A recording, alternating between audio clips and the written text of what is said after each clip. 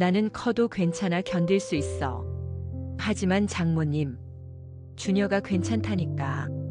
그날 밤 저는 선을 넘었습니다. 52세 장모와 35세 사위.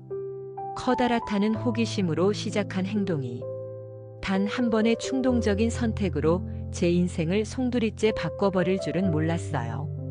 안녕하세요. 황혼의 여정입니다. 오늘도 찾아주셔서 감사합니다.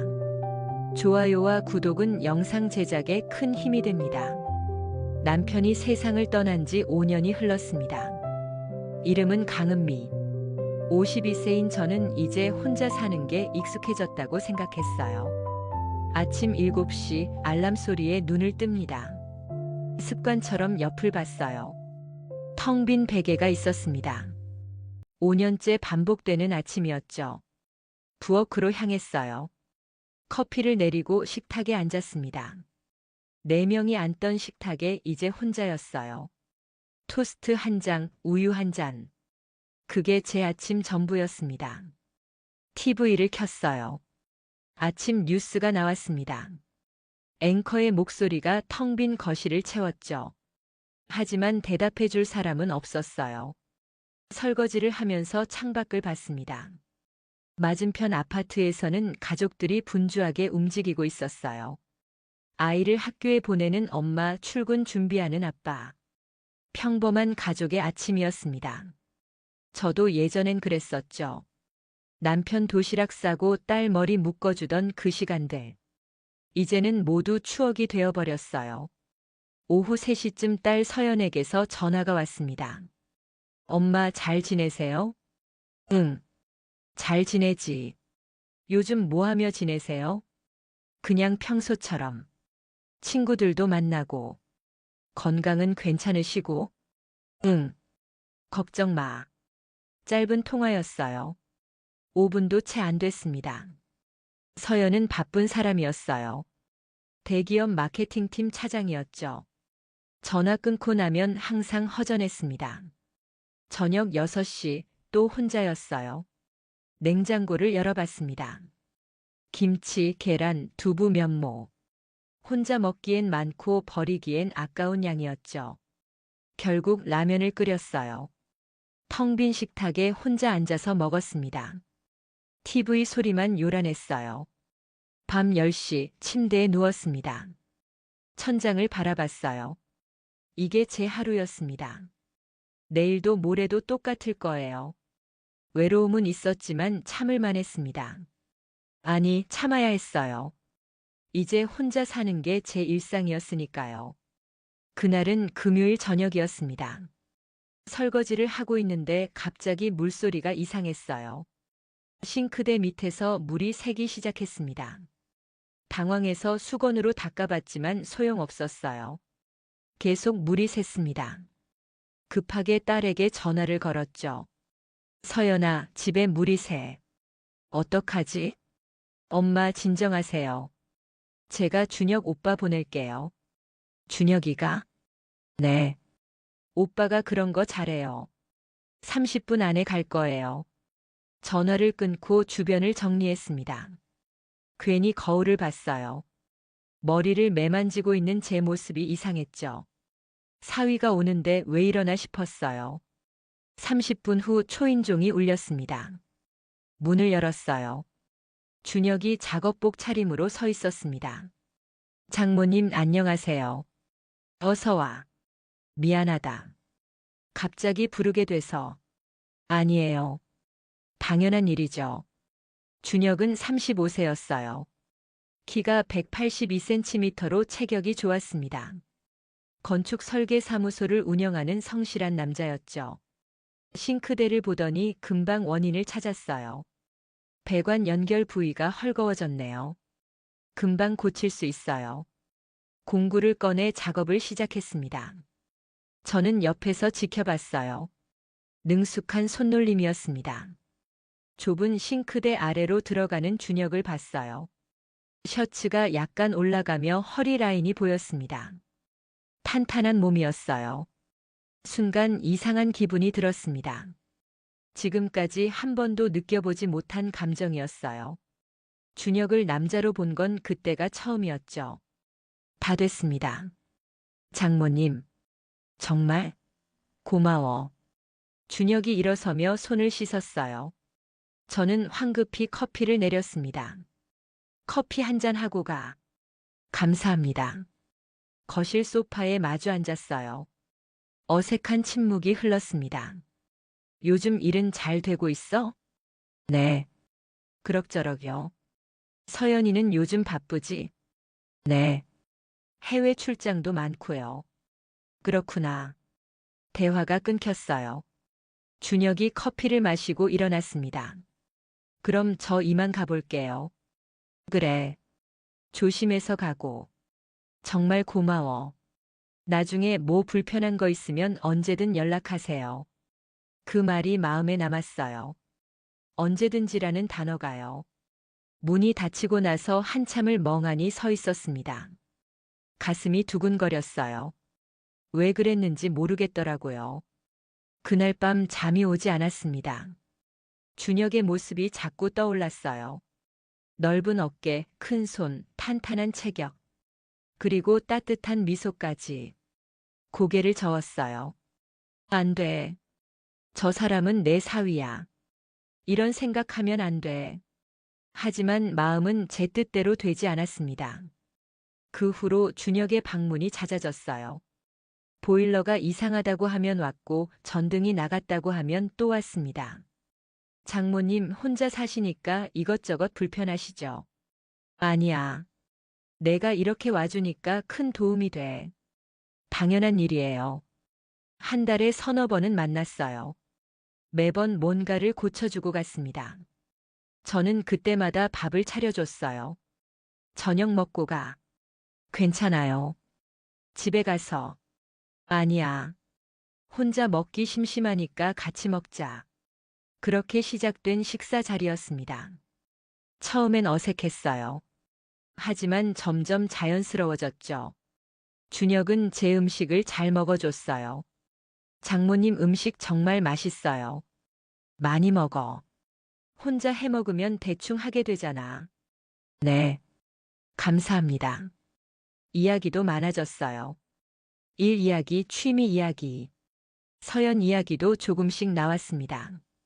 서연이가 요즘 너무 바쁜가 봐. 네. 밤 11시에 퇴근하는 날도 많아요. 힘들겠다. 준혁의 표정이 잠깐 어두워졌어요. 뭔가 말하고 싶은데 참는 것 같았습니다. 어느 여름날 저녁이었어요. 에어컨 실외기가 이상하다고 연락했죠. 준혁이 왔습니다. 베란다로 나가 실외기를 점검했어요. 날씨가 무척 더웠습니다. 준혁의 이마에 땀이 송골송골 맺혔어요. 많이 덥지? 잠깐만 기다려. 수건을 들고 베란다로 나갔습니다. 준혁에게 건넸어요. 고마워요, 장모님. 그때 손이 스쳤습니다. 짧은 순간이었어요. 하지만 온몸에 전기가 흐르는 것 같았습니다. 준혁도 느낀 것 같았어요. 잠깐 동작을 멈췄거든요. 우리의 시선이 마주쳤습니다. 장모님. 응? 아니에요. 계속 작업할게요. 그날부터 뭔가 달라졌어요. 서로를 의식하기 시작했습니다. 준혁을 볼 때마다 자꾸 남자로 보이기 시작했어요. 사위가 아니라 한 명의 남자로요. 저도 달라지고 있었습니다. 준혁이 오는 날엔 옷차림에 신경 썼어요. 머리도 더 신경 써서 말리고 향수도 뿌렸죠. 거울 앞에서 자신을 보며 생각했습니다. 내가 지금 뭐 하는 거지? 하지만 멈출 수 없었어요. 5년 동안 혼자였던 52세 여자의 마음이 움직이기 시작한 거죠. 그날은 토요일 오후였습니다. 준혁이 거실 선반을 고쳐주러 왔어요. 장모님, 이 나사들이 다 헐거워졌네요. 새로 조여드릴게요. 고마워. 내가 커피 내릴게. 작업하는 동안 저는 부엌에서 커피를 준비했어요. 그때 거실 소파에 준혁의 핸드폰이 놓여 있는 게 보였습니다. 띠링띠링. 메시지 알림이 연달아 울렸어요. 한 번도 아니고 세 번, 네 번이나요. 가져다 줘야겠다 싶어서 핸드폰을 집어들었습니다. 그런데 화면에 메시지가 그대로 떠 있었어요. 발신자는 와이프. 그러니까 제 딸 서연이었습니다. 원래는 보면 안 되는 거였어요. 정말이에요. 하지만 화면에 뜬 글자들이 자꾸 눈에 들어왔습니다. 여보, 미안해. 어제 너무 심하게 거부해서. 손이 멈췄어요. 다음 문장이 저절로 눈에 들어왔습니다. 근데 진짜 힘들었어. 당신이 너무 커서. 크기도 부담스러운데 체력까지 너무 좋으면 나는 못 버텨. 다음엔 좀만 천천히 해줘. 심장이 쿵 내려앉는 느낌이었습니다. 이건 제가 봐선 안 되는 내용이었어요. 부부 사이의 은밀한 문제였죠. 황급히 화면을 끄고 부엌으로 향했어요. 준혁아, 문자 계속 오는데 확인해봐. 목소리가 떨리지 않으려고 애썼습니다. 아, 감사합니다. 준혁이 핸드폰을 받아들고 화면을 확인하는 순간 얼굴이 굳었어요. 그리고 저를 쳐다봤습니다. 우리의 시선이 마주쳤어요. 준혁은 알았습니다. 제가 메시지를 봤다는 걸요. 저도 알았어요. 준혁이 제가 봤다는 걸 알았다는 걸요. 어색한 침묵이 거실을 가득 채웠습니다. 저기, 장모님. 아, 내가 커피 내릴게. 준혁이 아메리카노 좋아하지? 황급히 화제를 돌렸어요. 준혁도 더 이상 말하지 않았습니다. 하지만 공기가 완전히 달라진 게 느껴졌어요. 뭔가 보이지 않는 선이 그어진 것 같았습니다. 그날 준혁은 선반을 고치고 일찍 집으로 돌아갔어요. 장모님, 그럼 먼저 가볼게요. 그래. 조심해서 가. 문이 닫히고 나서 저는 소파에 주저앉았습니다. 가슴이 두근거렸어요. 왜 심장이 이렇게 뛰는 걸까요? 저는 52세 중년 여성이에요. 그리고 준혁은 제 사위, 딸의 남편입니다. 하지만 그날 밤 이상한 꿈을 꿨어요. 메시지에 적혀 있던 그 내용이 자꾸 떠올랐습니다. 당신이 너무 커서 크기도 부담스러운데. 새벽에 깼을 때 얼굴이 화끈거렸어요. 안 돼. 이건 정말 안 되는 생각이야. 하지만 5년 동안 혼자 지낸 52세 여자의 몸은 정직했습니다. 갈증이 있었어요. 남자가 그리웠죠. 그리고 준혁은 바로 옆에 있었습니다. 메시지 사건 이후 며칠간 준혁에게서 연락이 없었어요. 아마 부담스러웠던 것 같습니다. 하지만 일주일 후 보일러에서 이상한 소리가 나기 시작했어요. 진짜였습니다. 거짓말이 아니에요. 준혁에게 전화를 걸었어요. 준혁아, 미안한데 보일러 좀 봐줄 수 있어? 잠깐의 침묵이 흘렀습니다. 네. 지금 갈게요. 1시간 후 준혁이 왔어요. 평소보다 더 정중했습니다. 안녕하세요, 장모님. 어서 와. 어색한 공기가 흘렀어요. 준혁이 보일러를 점검했습니다. 필터를 교체하면 될 것 같아요. 그래. 고마워. 작업을 마치고 손을 씻는 준혁을 봤어요. 저는 용기를 냈습니다. 저녁 먹고 가. 아니에요. 괜찮습니다. 아니야. 이미 준비했어. 거짓말이었어요. 하지만 급하게 냉장고를 뒤져서 음식을 차렸습니다. 식탁에 마주 앉았어요. 침묵이 무거웠습니다. 저는 조심스럽게 말을 꺼냈어요. 서연이가 요즘 피곤해 보이던데. 네. 일이 많이 힘든가 봐. 그런 것 같아요. 잠시 침묵이 흘렀습니다. 저는 한 발 더 나아갔어요. 부부 생활은 괜찮아? 준혁의 손이 멈췄습니다. 고개를 들어 저를 봤어요. 장모님. 아니야. 괜히 물어봤어. 미안해. 아니에요. 준혁이 젓가락을 내려놨습니다. 한참 고민하더니 입을 열었어요. 사실 별로 안 괜찮아요. 그 말에 가슴이 두근거렸습니다. 서연이가 저를 피해요. 왜? 제가 타고난 게 문제인 것 같아요. 준혁의 목소리가 떨렸어요. 크기가 서연이한테는 부담스러운가 봐요. 한 달에 한두 번도 힘들어 하거든요. 그 고백에 숨이 막혔습니다. 서연이 잘못이 아니에요. 제 잘못도 아니고 그냥 안 맞는 거죠. 준혁의 눈에 슬픔이 어려 있었어요. 외롭습니다, 장모님. 아내를 안고 싶어도 아파할까봐 못하겠어요. 저는 아무 말도 할 수 없었습니다. 그날 밤 준혁이 떠난 후 한참을 멍하니 앉아 있었어요. 준혁의 고백이 머릿속을 맴돌았습니다. 그리고 궁금해지기 시작했어요. 정말 그렇게까지 큰 걸까?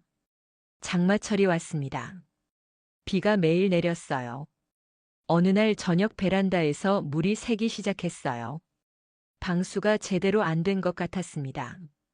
준혁에게 연락했어요. 비 오는데 미안해. 베란다 좀 봐줄 수 있어? 지금 갈게요.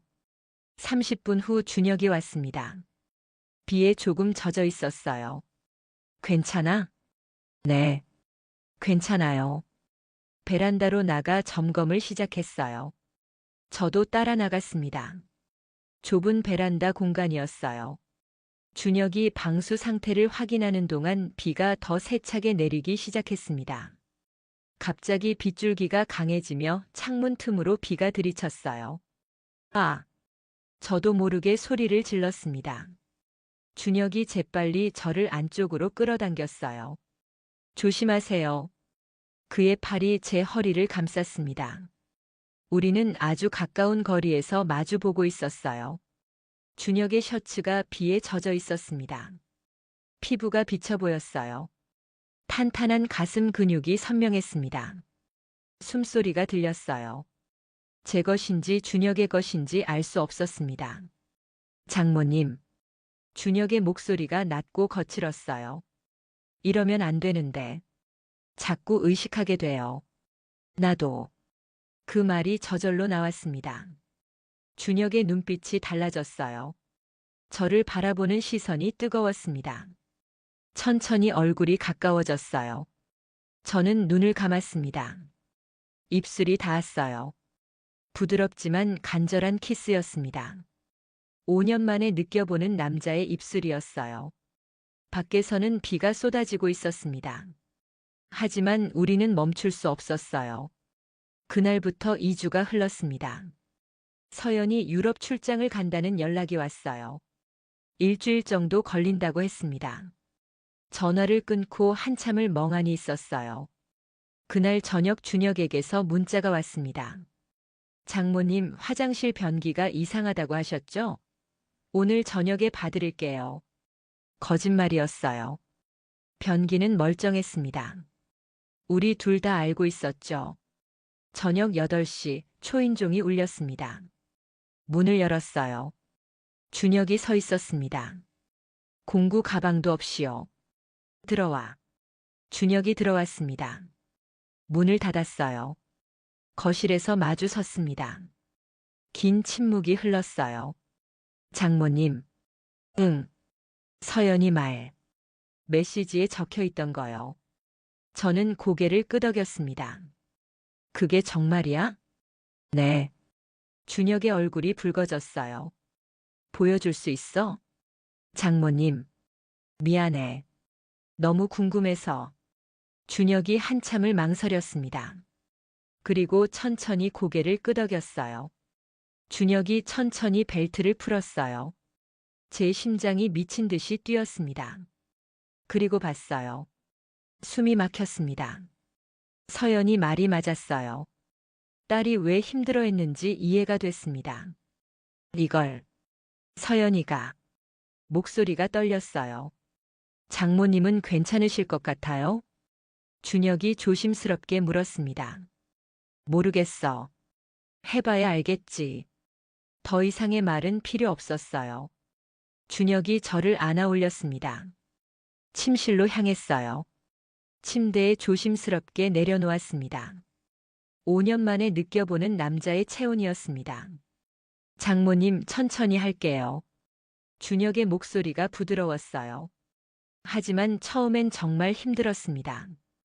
괜찮으세요? 멈출까요? 아니야. 계속해. 시간이 지나며 몸이 적응하기 시작했습니다. 나이가 들어도 몸은 적응하는구나. 그날 밤 우리는 선을 넘었습니다. 5년 만이었어요. 아니, 이런 느낌은 처음이었는지도 몰라요. 서연의 출장 기간 동안 우리는 매일 만났습니다. 처음 겪어보는 감각이었어요. 준혁과 함께 있으면 제가 살아있다는 느낌이 들었습니다. 장모님은 저를 받아주세요. 어느 날 밤 준혁이 말했어요. 처음이에요. 이렇게 편안한 거. 나도 그래. 우리는 서로를 필요로 했습니다. 하지만 시간이 지나며 문제가 생기기 시작했어요. 아침에 일어나면 온몸이 쑤셨습니다. 허리가 아팠어요. 다리에 힘이 없었죠. 52세의 몸으로 35세 남자의 체력을 따라가기엔 무리였습니다. 한 달쯤 지났을 때였어요. 아침에 일어날 수 없었습니다. 장모님, 준혁이 놀라서 달려왔어요. 병원 가셔야 해요. 괜찮아. 그냥 좀 쉬면. 안 돼요. 지금 모시고 갈게요. 병원에서 진찰을 받았습니다. 극심한 피로와 근육통이 있으시네요. 무리하셨나요? 의사 선생님이 물었어요. 저는 대답하지 못했습니다. 나이를 생각하셔서 무리하지 마세요. 면역력도 많이 떨어져 있어요. 약을 처방받고 나왔어요. 준혁이 미안한 표정으로 저를 봤습니다. 장모님, 제 잘못입니다. 아니야. 제가 너무 무리하게 한 거예요. 준혁아, 나도 원했어. 하지만 저는 알았어요. 제 몸이 한계를 말하고 있다는 걸요. 2개월이 지났습니다. 어느 금요일 저녁 서연에게서 전화가 왔어요. 엄마, 내일 저녁 시간 되세요? 응, 왜? 오랜만에 우리 셋이 외식하자. 요즘 엄마 너무 자주 혼자 계시는 것 같아서. 가슴이 철렁 내려앉았습니다. 괜찮아, 너희 둘이. 안 돼요. 가족이 함께 밥 먹는 게 얼마만이에요. 오빠도 찬성했어요. 그래, 알았어. 전화를 끊고 떨리는 손으로 준혁에게 문자를 보냈어요. 내일 저녁. 어떡하지? 준혁의 답장이 왔습니다. 최대한 조심하겠습니다. 그날 밤 잠을 이루지 못했어요. 토요일 저녁 7시 서연이 예약한 이탈리안 레스토랑에 도착했습니다. 조용하고 따뜻한 분위기였어요. 테이블에 앉았습니다. 서연과 준혁이 나란히 맞은편에 제가 앉았어요. 오랜만에 이렇게 셋이 모이네요. 서연이 밝게 웃었습니다. 그러게. 저는 억지로 미소를 지었어요. 엄마는 뭐 드실래요? 파스타? 리조또? 난 아무거나 괜찮아. 오빠는? 전 스테이크요. 그럼 파스타 2개, 스테이크 1개 시킬게요. 평범한 가족의 평범한 주문이었습니다. 요즘 회사에서 프로젝트 하나 따냈어요. 그래? 우리 딸 대단하네. 오빠 덕분이에요. 밤늦게까지 자료 정리 도와줬거든요. 준혁과 제 시선이 잠깐 마주쳤어요. 저는 고개를 돌렸습니다. 당연한 거지. 엄마도 요즘 어떻게 지내세요? 심심하진 않으세요? 괜찮아. 친구들도 만나고 그래. 음식이 나왔습니다. 엄마, 이거 맛있어 보이죠? 그러네. 잘 먹겠습니다. 맛있게 드세요. 준혁의 목소리였어요. 세 사람이 포크를 들고 식사를 시작했습니다. 지극히 평범한 가족의 식사 풍경이었어요. 다음 달에 제주도 가려고 하는데 엄마도 같이 갈래요? 너희 둘이 가. 신혼여행도 아니고. 결혼한 지 벌써 3년인데 무슨 신혼여행이에요. 서연이 준혁의 팔을 꼬았습니다. 그치, 오빠? 응. 그 순간이었어요. 서연이 준혁의 팔을 꼬고 있는 모습을 봤습니다.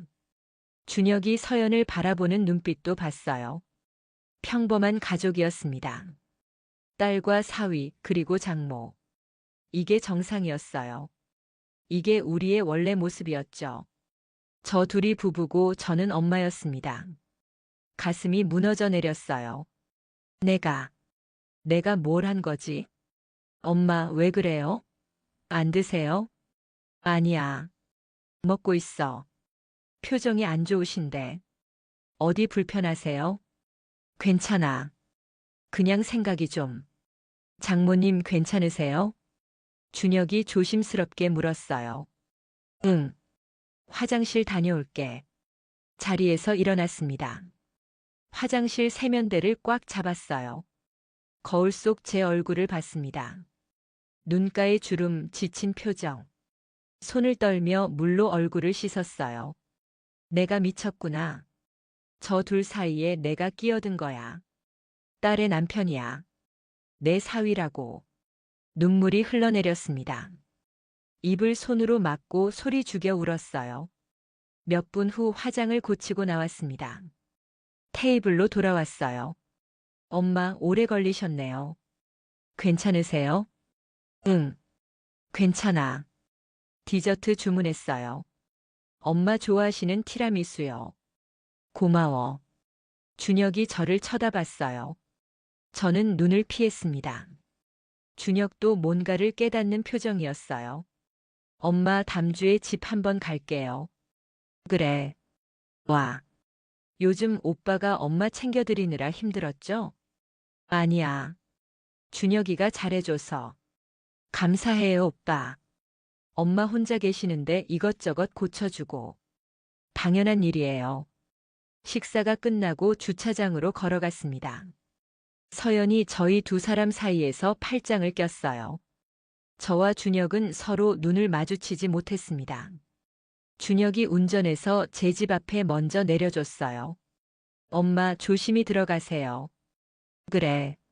너희도 조심히 가고. 안녕히 들어가세요, 장모님. 응. 차창 너머로 차 안을 봤습니다. 서연이 준혁에게 뭔가 이야기하며 웃고 있었어요. 준혁도 고개를 끄덕이며 답했습니다. 평범한 부부의 모습이었어요. 차가 출발했습니다. 저는 그 자리에서 한참 서 있었어요. 집에 들어왔습니다. 불도 켜지 않고 소파에 앉았어요. 어둠 속에서 긴 침묵이 흘렀습니다. 핸드폰을 꺼냈어요. 준혁의 번호를 봤습니다. 문자를 쓰려다 지웠습니다. 몇 번이나 반복했어요. 그때 준혁에게서 문자가 왔습니다. 장모님, 오늘 깨달았습니다. 우리가 잘못하고 있다는 것을. 죄송합니다. 눈물이 흘러내렸어요. 나도. 미안해. 이제 그만하자. 네. 일주일 후 준혁이 집에 왔습니다. 마지막으로 고쳐야 할 것이 있다며요. 실은 작별 인사하러 온 거였죠. 들어가지 않을게요. 그래. 앞으로는 정말 큰일 아니면 안 오겠습니다. 서연이 잘 챙겨줘. 최선을 다하겠습니다. 긴 침묵이 흘렀어요. 후회해? 아니요. 하지만 잘못된 거였어요. 나도 그래. 후회는 안 하는데 계속할 순 없더라. 장모님 덕분에 위로받았습니다. 나도. 건강하세요. 너도. 준혁이 돌아섰습니다. 뒤돌아보지 않고 걸어갔어요. 저는 문 앞에서 그 뒷모습을 봤습니다. 엘리베이터 문이 닫혔어요. 조용히 문을 닫았습니다. 에필로그 마이너스 3개월 후. 다시 혼자인 일상으로 돌아왔습니다. 하지만 이전과는 달랐어요. 뭔가 채워졌다가 비워진 느낌이었습니다. 어느 주말 서연에게서 전화가 왔어요. 엄마, 주말에 갈게요. 그래, 와라. 오빠도 같이 갈게요. 선반 하나 달아야 한대요. 그래. 현관이 열렸습니다. 서연과 준혁이 들어왔어요. 엄마, 어서 와. 안녕하세요, 장모님. 응, 어서 와. 세 사람이 제가 차린 밥상에 앉았습니다. 평범한 대화가 오갔어요. 더 이상 어색하지 않은 거리감이었습니다. 준혁이 선반을 다는 작업을 했어요. 저는 물 한 잔을 건넸습니다. 감사합니다. 응. 더 이상의 말은 없었어요. 적절한 거리였습니다. 떠날 시간이 됐어요. 엄마, 다음 주에 또 올게요. 그래. 조심히 가고. 안녕히 계세요. 그래. 문이 닫혔습니다. 다시 혼자였어요. 소파에 앉아 차 한 잔을 마셨습니다. 창밖을 봤어요. 우리는 제자리로 돌아왔다. 딸과 사위, 그리고 장모로. 그게 맞는 거였다.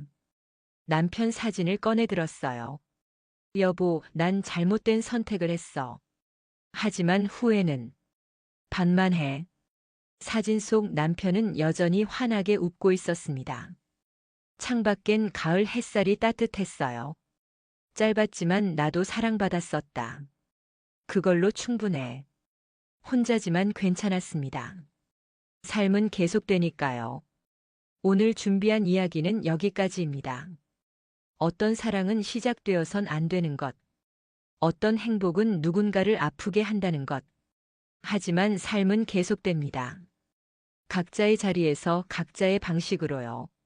마지막까지 시청해주신 분이 계시다면 구독과 좋아요 눌러주시고 댓글로 잘 들었어요 남겨주시면 저에게 큰 힘이 됩니다. 다음에도 더 좋은 이야기로 찾아뵙겠습니다. 감사합니다.